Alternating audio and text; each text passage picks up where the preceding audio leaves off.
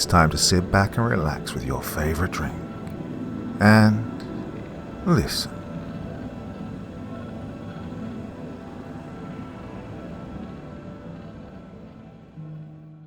Good evening once again, my brave wanderers of the dark side, and welcome to the edge of the firelight. I'm your guide for tonight's journey into the places where ancient dust stirs, and old things, very old things, seem to breathe just beneath the surface of the world we know. So draw a little closer, steady your nerves, and let the desert wind settle in your ears. Tonight's tale leads us far from home into a wasteland where history crumbles and something far older waits beneath the sand. A discovery has been made, one that should never have been unearthed, and the man who uncovered it may not have returned entirely alone. What lurks in forgotten stone, what calls to those who listen too closely, that's the mystery we're about to step into. If you're ready to glimpse what should have remained buried, then let's begin. The Doorway in the Desert by Augustus Cordoba. Part 1. To tell you the truth, for a second I almost let it go. I mean, nobody sends good news at that hour. It's either about a corpse or it's confession.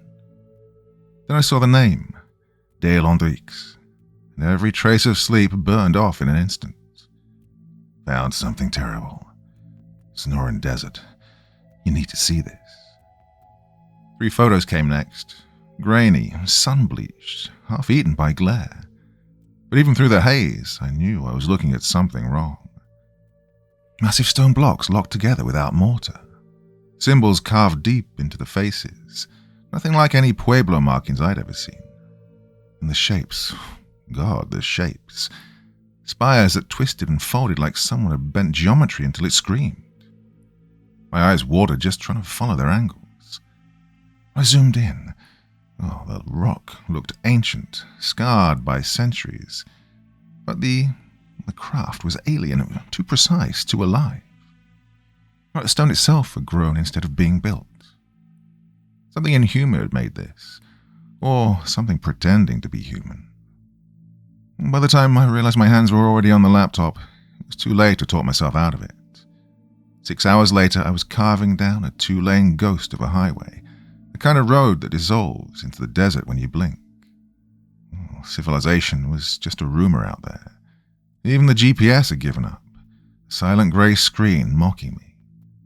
All I had were Dale's scrawled directions and a gut feeling that I had left reason behind somewhere near the last gas pump. Then I saw the cabin. A sagging patchwork of wood and rusted metal huddled beneath a cliff face, half swallowed by dust and the silence. Dale was already there, standing on the porch like a scarecrow that had forgotten its field. He didn't move when I pulled in, just watched, still as a photograph. When I killed the engine, he smiled and waved. He was a little too casual, I thought. Very smooth, like he'd practiced this. Alan, man. He made good time. He came down the steps, and that's when I saw what the desert had done to him. God, he was leaner. 20 pounds of flesh at least burned away by the sun. His skin was cracked, tanned leather stretched over bone. But it was his eyes that stopped me cold. Oh, they burned bright, wild, hungry.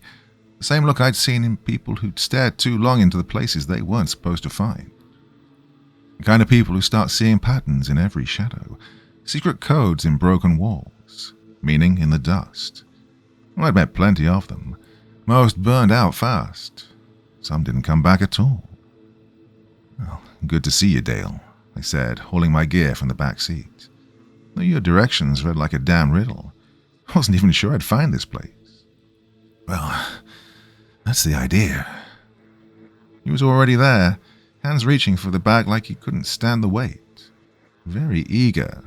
Like this was all staged. I can't have just anyone stumbling onto what we're about to see. Inside, the cabin looked like it had been carved out of paranoia. Bare bones, no decoration, just purpose. The single bulb overhead hummed, spilling its sickly light over a fold-out table that served as mission control. Maps, satellite prints, notebooks full of scribbles. Those same 3 photos, the ones that started this whole damn trip. Up close, under real lights, they hit different. God, my gut twisted. The detail was sharper now. What I thought were cliffs and shadows were actually walls. Massive, precise, unnatural. A complex buried in the bones of some forgotten canyon. Where the hell did you find this? I picked up one of the photos. The symbols around what looked like a doorway were intricate, deliberate, nothing like any known script. God, I've seen a lot of ancient work, Dale, but this... God, it doesn't match anything in the records. It's not even close. His hands twitched, small and involuntarily, like he was fighting the urge to snatch the image back. A lucky accident, he said after a beat too long. I was chasing old mining claims, scavenging for scrap. Found something that didn't fit. Came back a few times, took photos, tried to make sense of it. He then drifted toward the window, his eyes scanning the emptiness outside. It took 3 trips to get anything usable. 3 trips, I repeated, setting the photo down slowly. Dale, if this is real, if this is what it looks like, we should tell someone. The state archaeologists, maybe the university. No. The word cut the air clean in half. He didn't turn. His shoulders were stiff, his jaw tight. We recorded ourselves, every inch, every mark, before they bury it in red tape and lies. Well, I wanted to push back, but I got it. I'd seen discovery strangled to death by paperwork before. Still, something in his voice set my nerves humming. All right, I said finally, but we do it right. Photos, coordinates, full documentation, no mistakes. He turned then, and the grin slid back into place, very bright and extremely smooth. Absolutely. That's why I called you, Alan. You see the details. You get it. This could be bigger than either of us. For the first time that night, I wasn't sure whether he was talking about discovery or something else entirely. We spent hours hunched over those maps, the cabin thick with the sound of paper and us breathing. Dale had traced the route out in red ink, a shaky bleeding line that snaked through the hills, dodging main trails and sticking to dead ground where no one would think to look. The site sat buried in a narrow canyon, 15 miles northeast, reachable only through a series of brutal climbs that looked more like warnings than directions. Right, we'll need to move before dawn, Dale said, his voice low, the lamplight cutting harsh shadows across his face. His finger slid along the route like he was touching something sacred. Hard terrain. We don't want to be out there once the heat hits. I nodded, but my eyes were on his hands now. They had a tremor, small at first and then sharper whenever he brushed against the photos. Every few minutes he'd pause and glance toward the window, staring into the black desert like he expected it to answer him. Hey, Dale, you good? You seem on edge. He laughed, but it came out wrong. Loud, a bit too brittle for the quiet. Just keyed up, man. You don't get it. This could rewrite history. Pre-Columbian architecture in this region? That's impossible. That's why it matters. Maybe he was right. I felt that same current before, that addictive buzz of being on the verge of something no one else had ever seen. There was something off about his energy. It wasn't awe. It was obsession. Like he wasn't chasing discovery anymore, but running from something that had already found him. By the time the sun dropped, we were sorting gear across the narrow beds. The air stank of dust and sweat and the metallic tang of adrenaline. Dale checked every item twice, then again. Headlamps, ropes, water filters, extra batteries. Each piece handled with the meticulous care of someone who no longer trusted to luck. Hey, you've planned this down to the bone, I said, watching him pack and repack the same kit until the zipper teeth rasped like insects. Have to, he muttered. We're going dark out there. No cell service, no rescue if things turn bad. He held up a battered GPS, its screen flickering. This is all we've got between us and getting lost for good. I picked up one of the photos again. Under the lamp's harsh glow, the details started to crawl out of the shadows. Figures etched into the stone. Humanoid, maybe, but wrong in ways I just couldn't name. Geometric carvings that seemed to bend when I tried to focus, like the lines were moving when I wasn't looking. Dale, I asked quietly, what do you think this place was? A temple? A city? He didn't answer. He just stood there staring past me at something I couldn't see. His silence stretched so long I almost asked again, till I realized he was breathing fast, like the question had reached some place deep he didn't want to touch. When he finally spoke, his voice barely cut the air. I think it was a doorway. It was like I felt the words more than heard them, like the cabin itself swallowed the sound. A doorway to where? I asked. He didn't answer right away, and the silence stretched until the wind outside started scraping across the tin roof, making the walls tremble. Well, that's what we're going to find out, he said at last. Then he turned away, pretending to fuss with the gear again. His hands were shaking hard now, the tremor crawling up his arms. Every so often he muttered something low and rhythmic. Not quite words, it was more like a chant. By 10, we'd both given up pretending to sleep. We lay in our separate beds staring into the dark, waiting for the night to decide what it wanted from us. Dale kept shifting, sitting up, pacing, checking the window like he expected someone or something to be out there. The desert beyond the glass was dead quiet except for the occasional hiss of wind. Even that felt wrong. It was the kind of silence that listens back. I told myself the feeling in my gut was just nerves, pre-expedition jitters, nothing more. I'd followed Dale into worse places before. Old mines, collapsed ruins, ghost towns that looked like the desert had chewed them up and spat them out. This was different. Bigger, meaner somehow. Well, those photos still sat on the table, half glowing under the faint spill of moonlight. Even from my bed, those spires seemed to pull at me, angled shapes that didn't belong in any sane geometry. Every time I looked away, I found my eyes drifting back, like they were dragging my thoughts with them. Well, tomorrow we'd have answers, or at least that's what I kept telling myself. Tomorrow we'd see what Dale had found, what he'd woken up out there in the nowhere. I just hoped the desert didn't decide to keep us for it. Part 2. The alarm screamed at 4:30 in the morning, but Dale was already moving. I heard him pacing, packing, whispering to himself in that same fevered tone that made the back of my neck itch. When I dragged myself upright, the cabin was lit by the dim glow of his headlamp. Everything was ready. Packs lined up by the door, climbing gear coiled tight, canteens filled. Enough supplies for 3 days, even though he'd said it would be a single hike. That's when it hit me. He hadn't planned for a quick trip.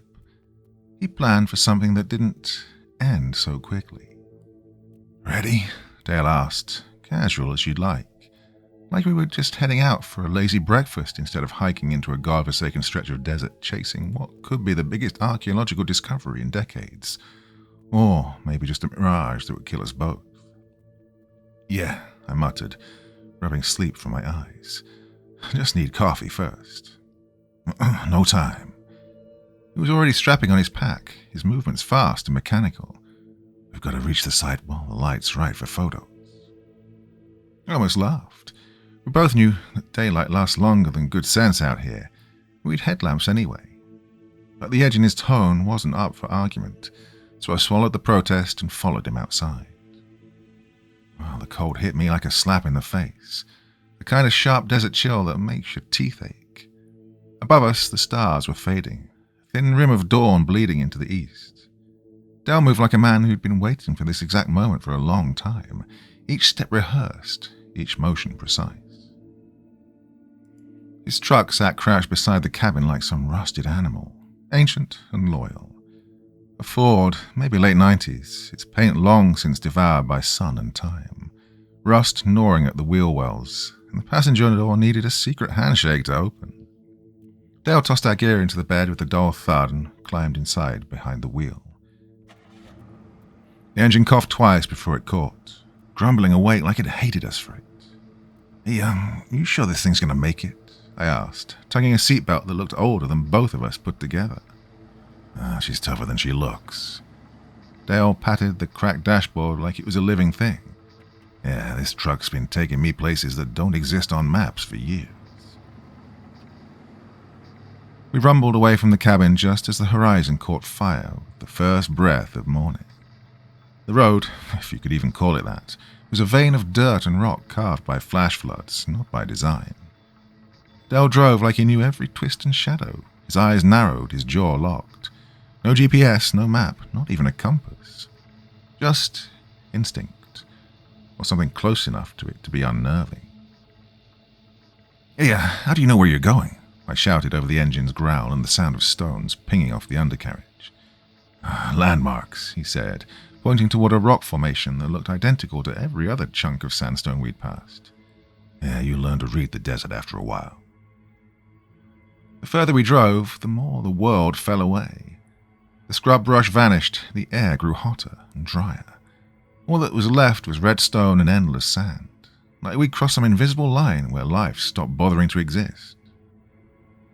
The road broke into faint tire tracks that forked and twisted before merging again in patterns that made no sense. Every turn came without pause, every fork taken like he already knew what waited beyond it. This wasn't his third trip out here. Hell, I doubt it was even his 10th. The way he moved, the certainty in his hands on the wheel. This was a man retracing a path burned into his bones. After 2 hours, the tire tracks we'd been following vanished into nothing, just sand and stone stretching forever. But Dale didn't slow down. He kept driving straight across open desert, like there were invisible roads only he could see. The truck bucked and slammed through dry gullies and over ridges that would have wrecked most vehicles, the suspension groaning like it was begging for mercy. Still, he guided it through the chaos like he'd done it 100 times before. Almost there, he said, his eyes fixed dead ahead. All I saw was emptiness, just more sun-blasted rock and heat shimmer. Then he hit the brakes, dust exploding around us. This is it. He killed the engine, already climbing out before the dust had settled, that same manic energy sparking out of him. Base camp. We hike from here. I stepped out and looked around. Nothing, no trail, no ruins, no sign of human life at all.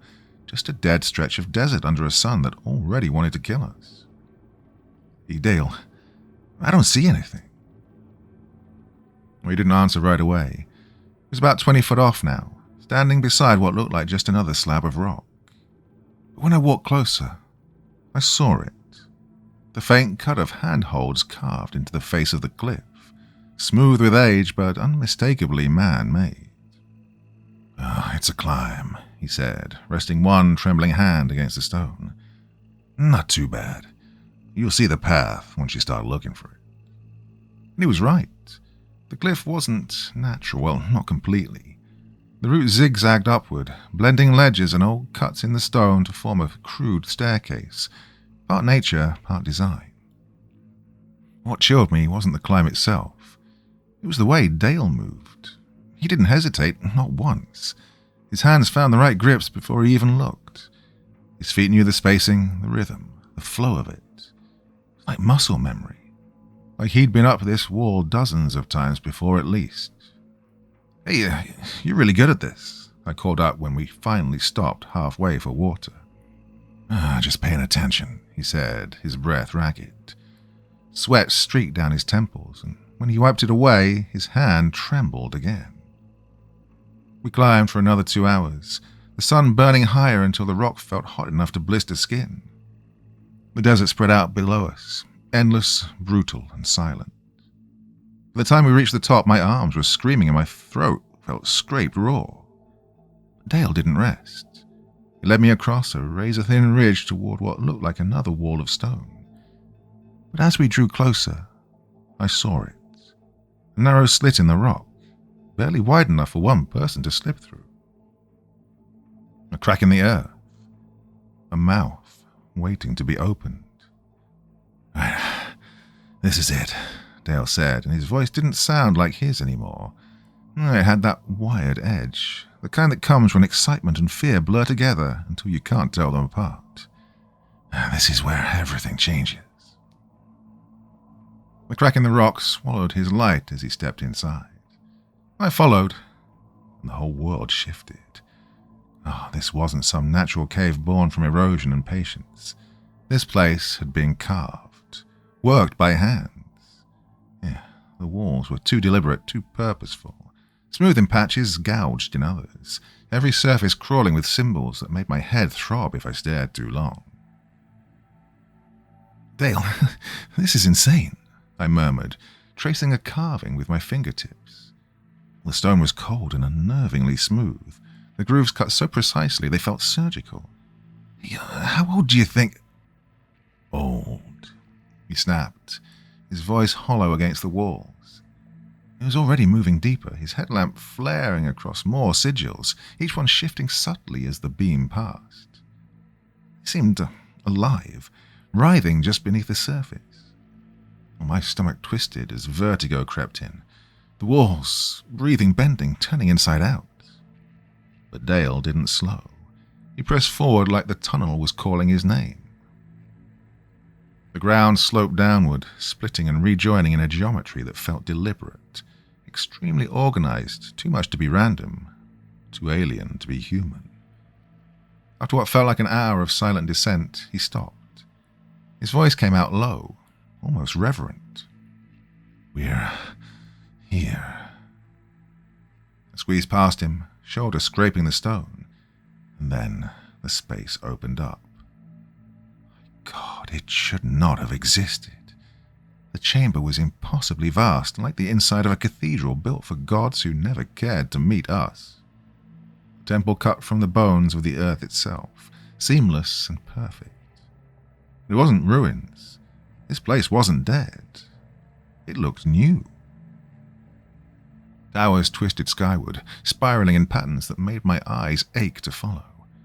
Bridges hung between them at impossible angles, as if gravity had been told to wait outside.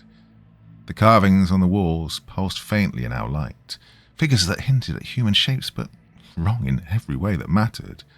Too many arms, too many eyes, faces that didn't belong in any creature that had ever drawn breath.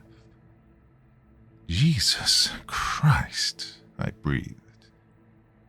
Dale's laugh echoed throughout the chamber. It was sharp and wild. "Beautiful, isn't it?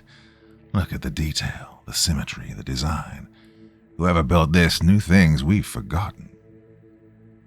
I wanted to answer him, but beautiful was not the word. Beautiful was too small, too safe. This place wasn't beauty. It was revelation wrapped in horror. I couldn't shake the feeling that we weren't the first to stand here, nor will we be the last. The temple was a masterpiece, sure. Flawless stonework, impossible precision. But there was something wrong about it. Sickness in the symmetry.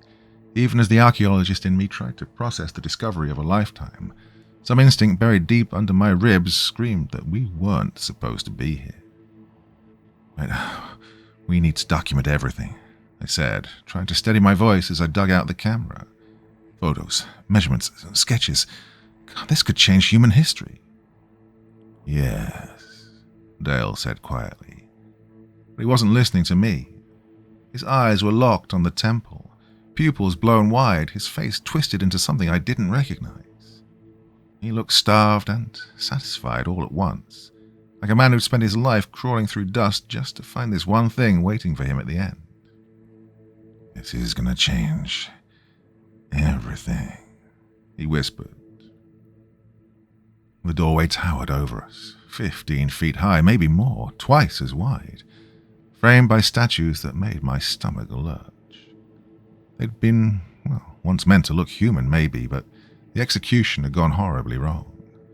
The limbs bent in too many places. The faces seemed to shift whenever I wasn't looking directly at them. A grim dance between sorrow, rage, and something far older than either. Incredible craftsmanship, Dale breathed, running his trembling hand across one statue's base. Look at the detail. Well, I was looking. That was the problem. The longer I stared, the stronger the feeling that the statue was staring back. Patient, hateful, alive in some awful way that had nothing to do with breath or motion. The door itself was carved from a single slab of obsidian dark stone, etched with runes that pulsed when the light hit them. Not faded, not broken, just wrong. They just didn't sit still when I tried to read them. They shifted like ink floating in black water. "Ready?"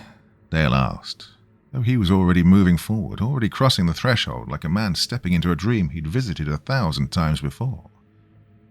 The corridors themselves swallowed us whole. Our headlamps carved out thin tunnels of light, barely denting the dark. The walls were alive with carvings, hieroglyphs unlike anything in any museum or record, crawling from floor to ceiling. They weren't still either. The shapes writhed when I wasn't watching them directly, subtle movements that tugged at the corners of my vision. "Hey, Dale, are you seeing this?" I stopped, aiming my light at a section of the wall. The markings shimmered, sliding away from my focus like oil retreating from water. "Seeing what?" His voice was distant and very calm. He was 20 feet ahead now, his light bobbing steadily through the maze as if he already knew every turn. "It's the symbols there." I stopped. My head was swimming. The ground tilted. Never mind. He didn't slow down. He just kept walking deeper, his shadow stretching along the walls that would not stop moving. We moved through 3 more chambers, each one bigger, heavier, and more alive than the last. The walls writhed with those same twisting symbols, and the deeper we went, the thicker the air became. It clung to the back of my throat, reeking of copper and something rotten beneath it, something wet and alive that didn't belong underground. "Here," Dale said, stopping beneath a jagged arch that opened into a round chamber. His voice carried a strange tremor, excitement barely holding back something darker. "This is what I wanted to show you." The room was maybe 30 feet across, the ceiling vanishing into darkness our headlamps couldn't reach. But it wasn't the size that froze me. It was what sat dead center. A pool, perfect and geometric, 8 feet by 8 feet, filled with liquid so black it didn't reflect light. Our beams vanished inside it like they'd been swallowed. "What the hell is that?" I muttered, stepping closer. The surface didn't move, didn't ripple. It was beyond still, like a void wearing the shape of water. "Tarbit," Dale said quickly. His tone was off, the words too fast. "Natural petroleum seepage happens in desert caves sometimes. But tar wasn't like that. No, tar was glossy, thick, sluggish. This wasn't a liquid. It was absence. It looked like someone had torn open the floor and the world had bled out into nothing. "Well, we should take samples," I said, reaching into my pack. "No." Dale's hand clamped around my wrist like a vice. His grip was hard enough to bruise. "Don't touch it. We're just here to document." I stared at him. This was a man who once crawled into collapsing tunnels for fun, who laughed at danger, who mocked caution. Now he was shaking. "Okay," I said slowly, raising both hands. We're still photographing it. Flash went off and died instantly, eaten by the darkness. No reflection, no glare. The light didn't bounce back, it just ceased to exist, like I was pointing the lens at a hole in space. "Let's keep moving," Dale said. His voice was tighter now, more strained. He was already halfway across the chamber, heading for another archway. "There's more ahead."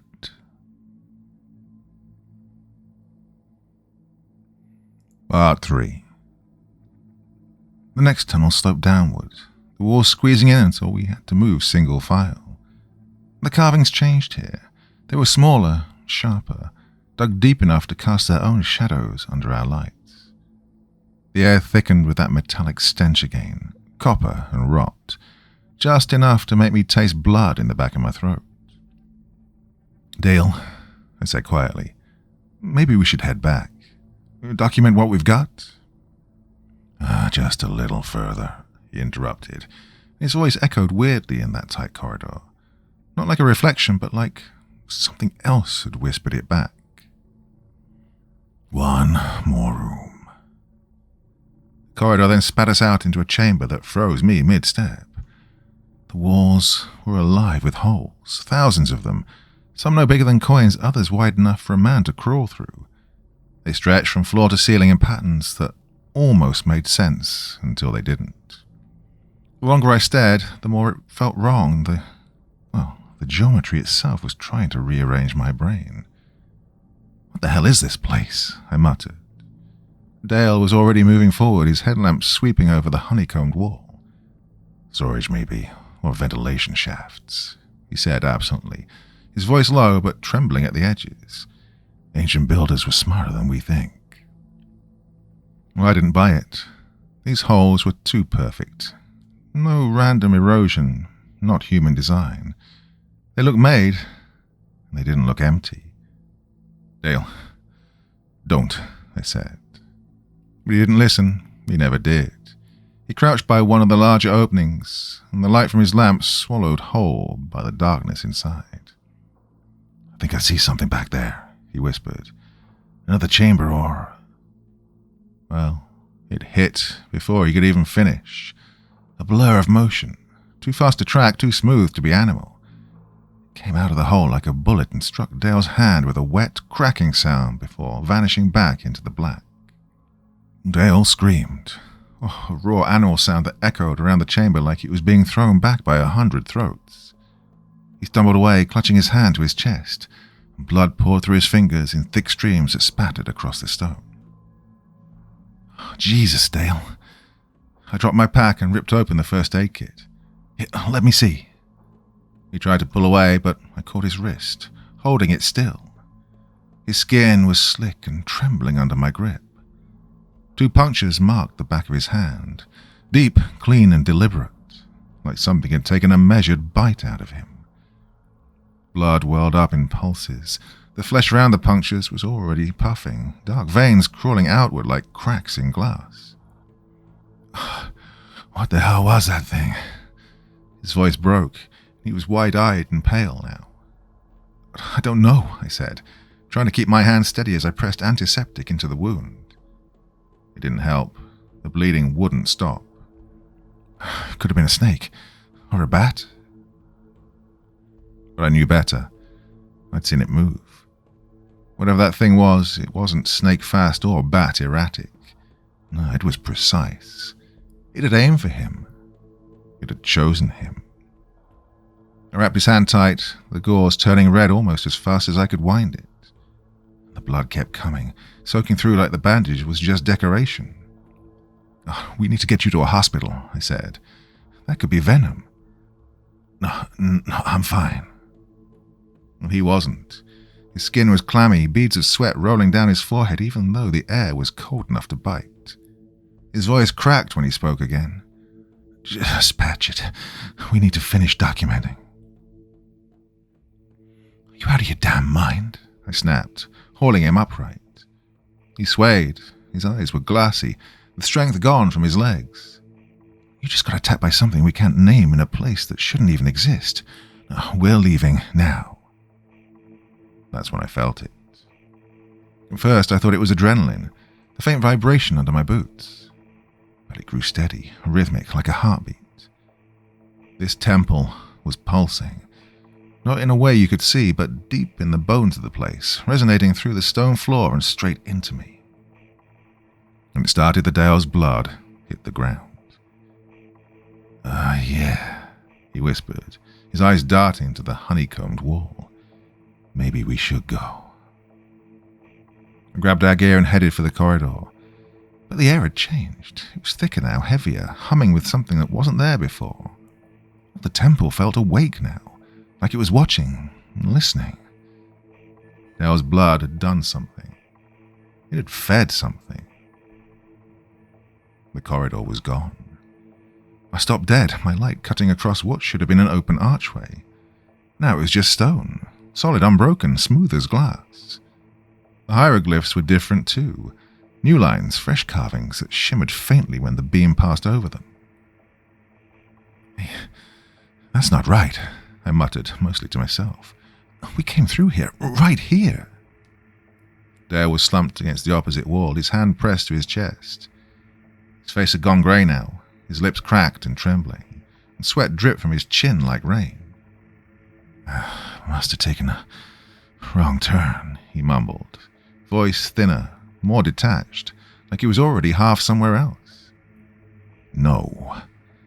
I pressed my palms to the wall, searching for a seam, a crack, anything. This was open. We walked through this exact spot. But the stone didn't care. It was ancient, solid, unmoved. I tried the next corridor, the one that should have led back toward the pool. Walked 30 feet before the tunnel just stopped. Another dead end. Another wall that hadn't been there before. The temple had changed its shape. It didn't want us leaving. The next passage spat us out into a chamber I didn't recognize. Round, carved from the same sweating black stone as the rest of this place. In the center, a spiral staircase dropped into darkness so thick it drank the beam from my headlamp. "Dale," I started, but my voice came out thin. "Something's wrong here." When I turned back, he was sliding down the wall, his legs buckling like wet paper. "The layout's changed," I said, scanning the room. "The corridors, they've moved." He looked up, his pupils swimming and his focus gone. "Hey, you hear that?" "Hear what?" "The voices," he whispered. "They're louder now."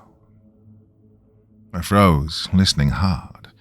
Nothing but our own ragged breaths and the soft drip of water echoing somewhere below. "Dale, there are no voices," I said. "Look, you're in shock. That bite..." "Listen." He raised his uninjured hand, his head cocked like an animal catching a sound just beyond human hearing. "They're calling my name."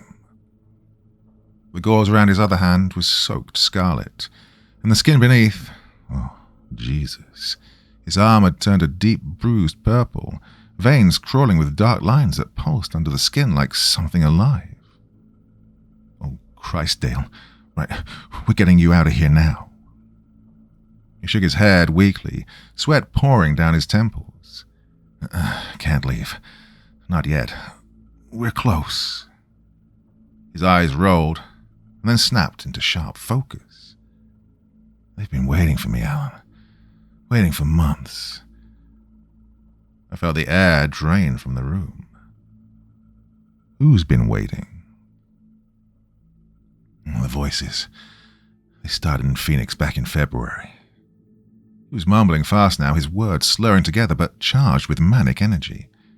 At first they came in dreams, then during the day. Told me where to look, how to find this place. Oh, my blood went cold. "Wait, you're saying..." "I didn't find this site," he cut in, grinning through the fever. "I was led here." Well, that hit me like a punch to the chest. "You lied to me." "Had to," he rasped. "You wouldn't have come otherwise. But they said I had to bring someone to see, someone to record." "Witness what?" I demanded. He tried to stand then, one hand braced against the wall, his legs trembling so hard he barely stayed upright. "The awakening," he breathed. "The return. They've slept for ages, but now it's time." I backed away, my heart beat thundering in my ears. The shifting corridors, the vanishing passage, the pulsing temple, the thing that had bitten him. None of this was natural. None of it belonged to the world we knew. We hadn't discovered this place. It had been waiting for us. And Dale had known it all along. How long, Dale? I asked, my voice echoing in the cold corridor. How long have you been planning this? 8 months, he said without hesitation. Ever since the dream started. He wasn't looking at me anymore. His gaze had drifted past my shoulder, fixed on something I couldn't see. They showed me pictures of you, Alan. Told me your name before we ever met. Said you were the one who had to see. The air around us dropped. It was sharp and biting now, like we'd stepped into a freezer. I could see my breath. See what? But Dale was gone. At least the part of him that still belonged to me.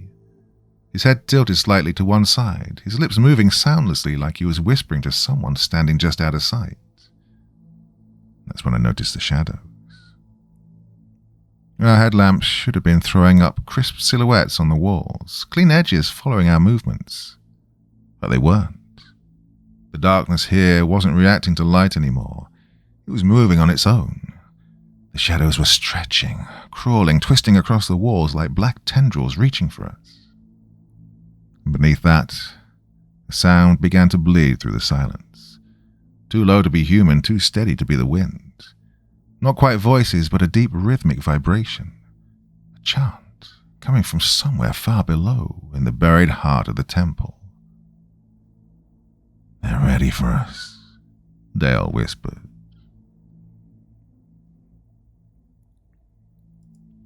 Part 4. When he turned, his pupils had swallowed all the color of his eyes, just black pits staring through me. They've been preparing the ceremony. The infection had crawled past his elbow now.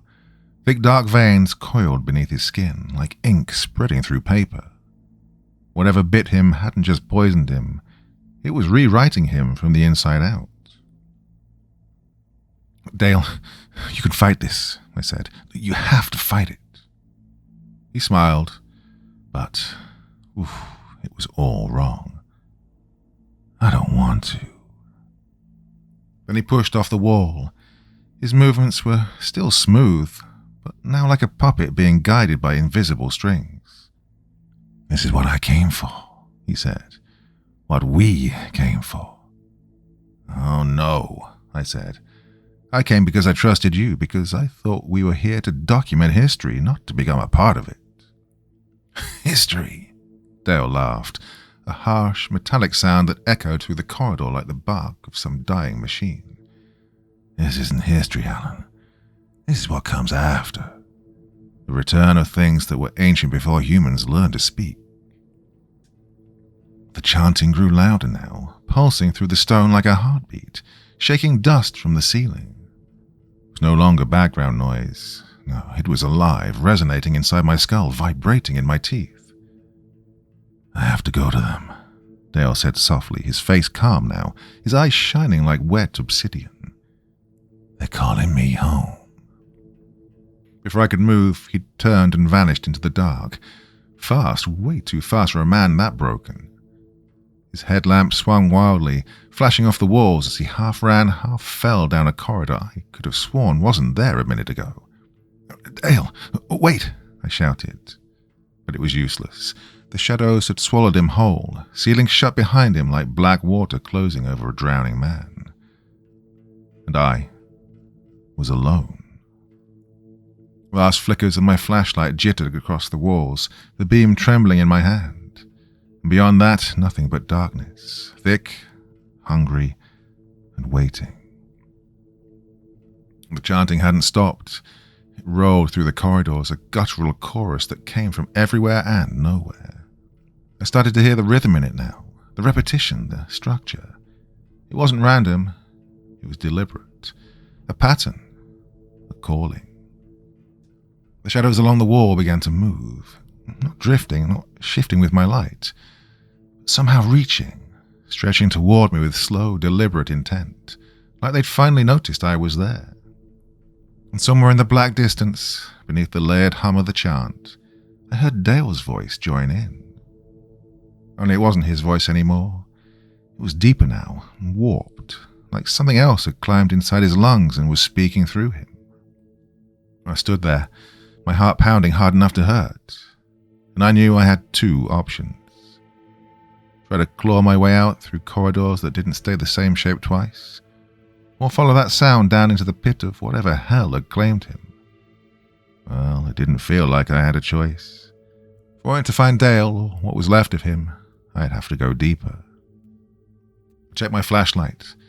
The battery indicator blinked red. Maybe an hour left if I was lucky. I took a breath that tasted like dust and decay and stepped forward, following the chanting down the corridor that twisted like a living thing. The walls were closing in, the air thick with the smell of old stone and something wet.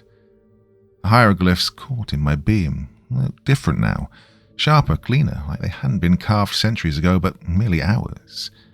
And they were moving, writhing along the walls like snakes, reshaping themselves while I watched. The sound grew louder. Voices merged with instruments that didn't belong in any sane orchestra. Drums pounded in time with my pulse, and something high-pitched shrieked between them. Flutes, maybe, if flutes could scream like dying wind, that is. Then the tunnel widened, and I stumbled onto a stone balcony and froze. Oh, what I saw below surely wasn't supposed to exist. The chamber beneath me was vast, so big it made my stomach drop just looking at it. Bigger than any stadium, carved straight out of the earth with impossible precision. Every wall, every curve looked so exact, so deliberate. Rows of stone seats descended into tight, perfect circles toward a central platform that wasn't a stage. It was an altar. Oh, this place wasn't meant for spectators. It was meant for worship. And it was full. Hundreds of figures sat in their tiers, shoulder to shoulder, each wearing a mask that didn't belong to this world. Wolves with clusters of glistening eyes, birds whose beaks gaped to reveal rows of human teeth, shapes that might have started as bears before sprouting coiling tentacles where their paws should have been. The masks were carved from bone, wood, and things that looked disturbingly like skin. They weren't just sitting there. They moved, slowly, rhythmically, as if their every motion was part of something rehearsed long before humanity learned how to write. All eyes, or whatever passed for eyes, were fixed on the center, the altar. And lying on that slab of stone was Dale. Even from above, I could see how far the corruption had spread. Oh, his skin was a pale canvas of dark, branching veins that pulsed faintly under the torchlight, black lightning crawling beneath his flesh. His chest rose and fell, barely. He was still alive, but only just. Standing over him was a figure wearing a headdress made of feathers, bone, and what looked like human hair, all twisted together in a shape that made my eyes water when I tried to focus on it. In its hand, the figure held a blade, a curved ceremonial thing that caught the firelight like it was drinking it in. The chanting had risen now to a fever pitch, hundreds of voices blending into one monstrous note that made the stone vibrate under my feet. The figure raised its blade high, its movements deliberate and sacred, preparing for the final moment, the climax of whatever nightmare ritual this was. And then it turned toward the crowd. I saw the face beneath the headdress.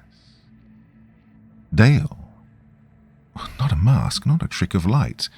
Dale.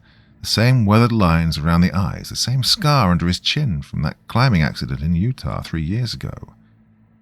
But he was also lying there on the altar, broken and dying. 2 Dales. One leading the ritual, one being offered to it.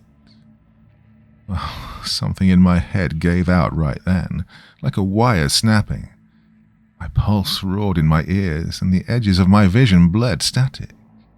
I stumbled back, the beam of my flashlight skittering across the stone railing, and then it slipped from my hand. The light hit the ground below with a crack that echoed through the cavern like a gunshot. And then every masked head snapped toward me in perfect unnatural unison. For one long, suffocating heartbeat, everything froze. The crowd, the two Dales, even the flickering torchlight seemed to hold its breath. Hundreds of faces, half human, half animal, staring straight at me from below. Then the Dale with the blade moved. His lips twisted into something that might have been a smile once, before humanity forgot what real smiles looked like. "Welcome, witness," he said, his voice booming across the chamber, clear and sharp as a blade drawn across stone. "You're just in time for the awakening." The congregation rose as one. No chaos, no shouts, just a single, fluid motion, as if the same thought had entered every skull at once. They began climbing the stone tiers toward me, their masks jerking and glinting in the torchlight. Wolves, birds, beasts, eyes shining behind them like cold mirrors catching the firelight. Well, I ran. Didn't think, didn't breathe, just bolted down the nearest corridor and prayed it didn't end in a wall. My boots slammed against the stone, each step echoing in rhythm with the pounding in my chest. Behind me came the sound of pursuit. Not footsteps, not exactly, more like dry leaves scraping across rock, or the flutter of 1,000 wings in a tight, airless space. The passage split and I veered left, then right, then left again. All the corridors twisted, looping back on themselves, walls closing and shifting like the temple itself was alive, watching me and reacting. My flashlight beam jittered across carvings that seemed to move just beyond focus, symbols crawling away from the light. And then came the roar. Not from behind, not ahead, but from everywhere. It was a sound that didn't belong to any living thing, way too deep and too vast. It was the earth itself screaming. The stone behind my boots shuddered then, cracking under invisible weight. Dust poured from the ceiling in choking clouds as the entire temple began to convulse. Screams echoed down the corridors, high, raw, just about human. The worshippers, the hive, whatever they'd been calling up, it had answered, and it didn't care who it crushed on the way in. The ritual was over, but not in the way they'd planned. Chunks of ceiling tore loose and shattered against the floor beside me, sending shockwaves through my legs. I ducked, stumbled, and then I ran harder. The air was thick now with dust, the smell of stone and blood, and something old enough to rot mountains. The temple was dying, and if I didn't move fast, it was going to take me with it. The corridors were choking on dust and crumbling stone, and I could barely see 3 feet ahead. It was just smoke, grit, and chaos. Then, through the storm of falling debris, I caught sight of something that hit me like a jolt of adrenaline. There was a fracture in the wall, maybe 3 feet across, bleeding real air. No longer the smell of metallic stench that hung in the temple's gut, but now the dry, wild breath of the desert, sage, sand, and sun-baked freedom. While I tore toward it, my lungs screaming, ducking as slabs of masonry smashed down around me. Cultists surged past in the opposite direction, all shrieking and scrambling for whatever hellhole they crawled from.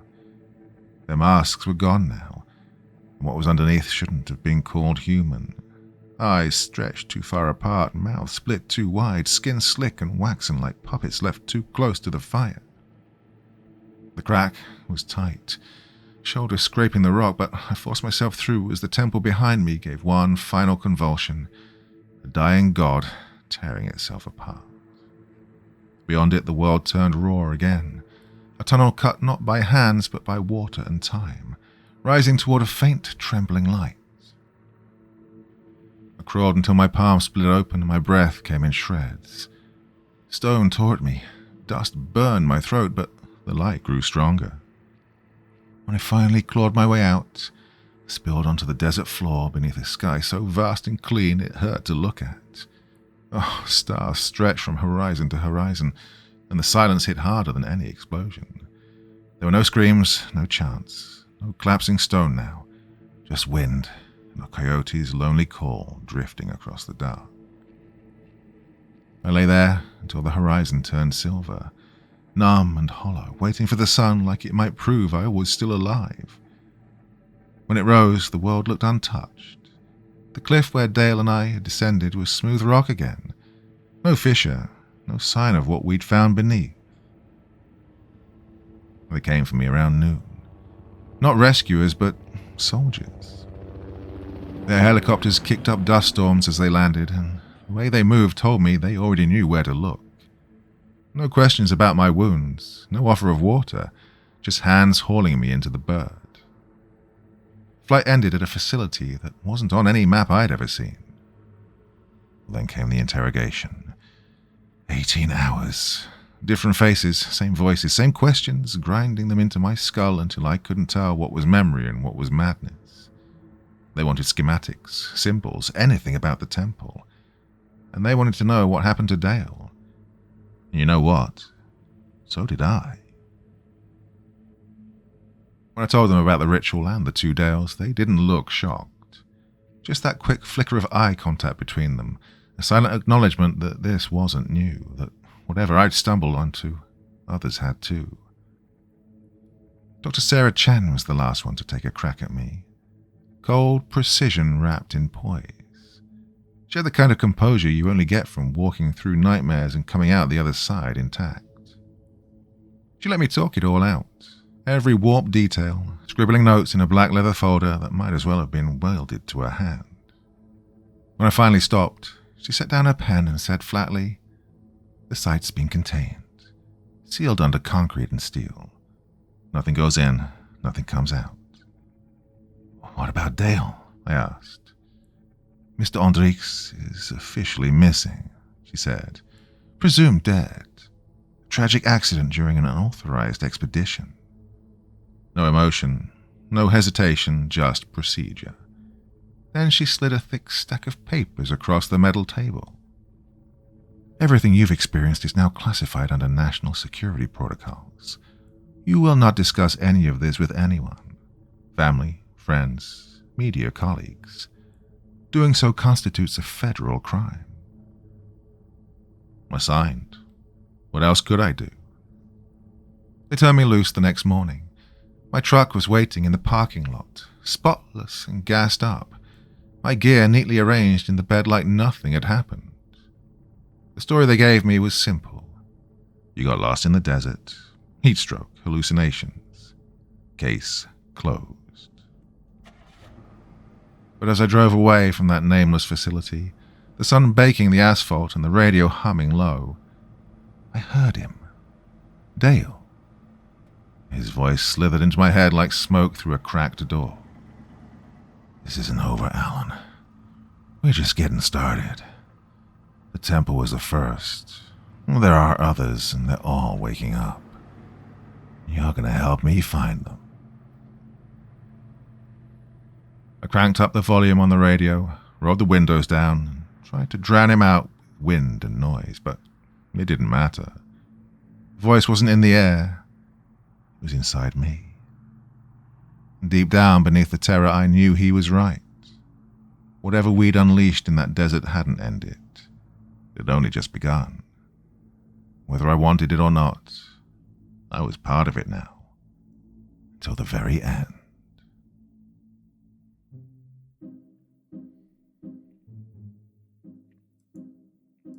My dear friends, another weird, wonderful, fabulous story from Augustus Cordoba there.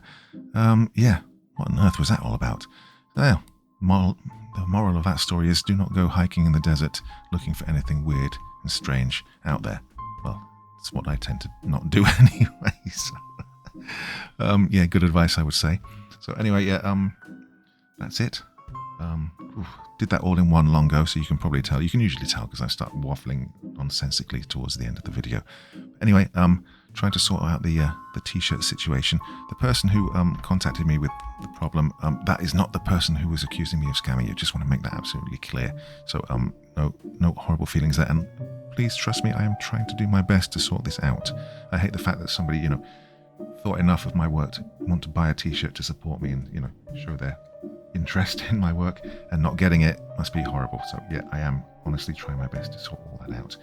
And if Teespring is causing problems for people, as it seems to be, getting more comments about that, I will be looking elsewhere for sort of merchandising and that kind of thing. Anyway, waffle over. Thanks for listening, as always, and I will join in any conversation that goes on below the video in the discussion. Have a lovely weekend, everyone, and until the next time, remember, it's just a story, and you sleep well, yeah?